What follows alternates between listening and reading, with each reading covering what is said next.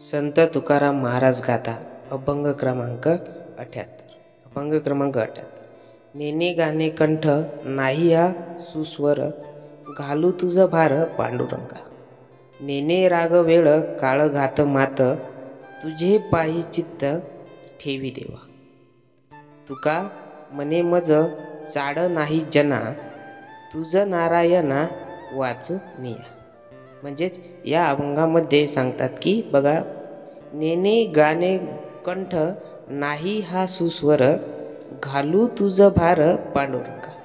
म्हणजेच माझ्या गळ्यात मधुर आवाज नाही, मी संगीताचे योग्य ज्ञान जाणत नाही, तरी सुद्धा हे पांडुरंगा मी हे भार तुझ्या चरणी अर्पण करतो।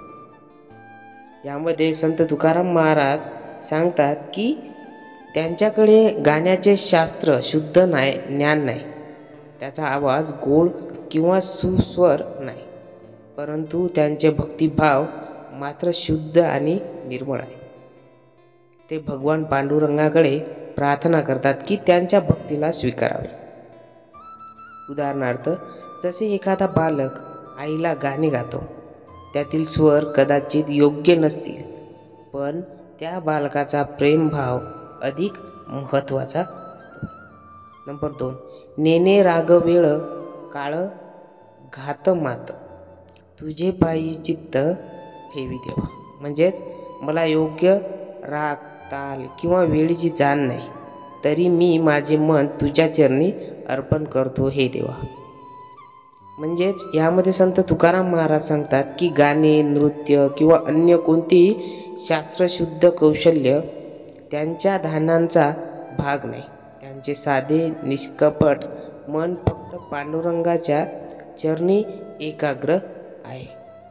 उदाहरणार्थ, जसे कोणी शेतकरी किंवा सामान्य मनुष्य क्लिष्ट मंत्र न जाणता साध्या शब्दात देवाला हाक मारतो, तसाच भाव हा महत्त्वाचा असतो त्यामध्ये। नंबर 3, तुका मने मज चाळ नाही जना, तुझ नारायणा वाचून या।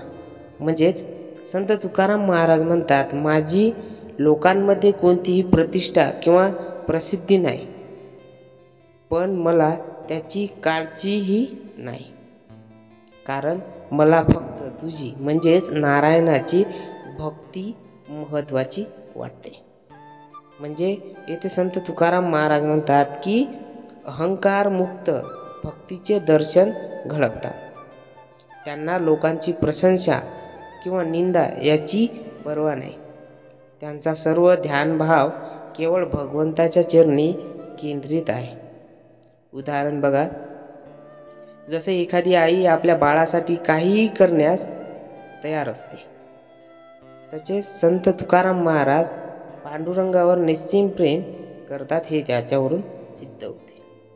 यावरून मुख्य शिकवण अशी होती की भक्तीमध्ये कौशल्य, कला किंवा प्रसिद्धीपेक्षा शुद्ध मन आणि प्रेम अधिक महत्त्वाचे आहे।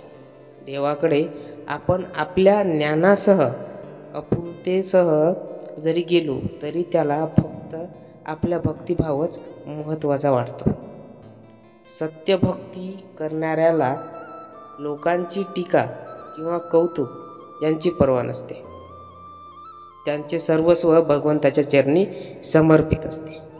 यावरून प्रेरणादायी विचार असे होते की भक्ती ही हृदयाची भाषा आहे, त्यासाठी सुस्वर किंवा ज्ञानाची गरज नाही।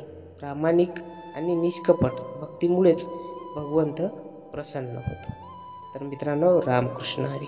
जर व्हिडिओ आवडला असेल तर प्लीज चॅनलला सबस्क्राईब करा, शेअर करा आपल्या मित्रांना, आणि साईडच्या बेल आयकॉनला नक्की दाबा, जेणेकरून आपण जे पण व्हिडिओ टाकेल ते तुम्हाला सगळ्यात आधी मिळेल।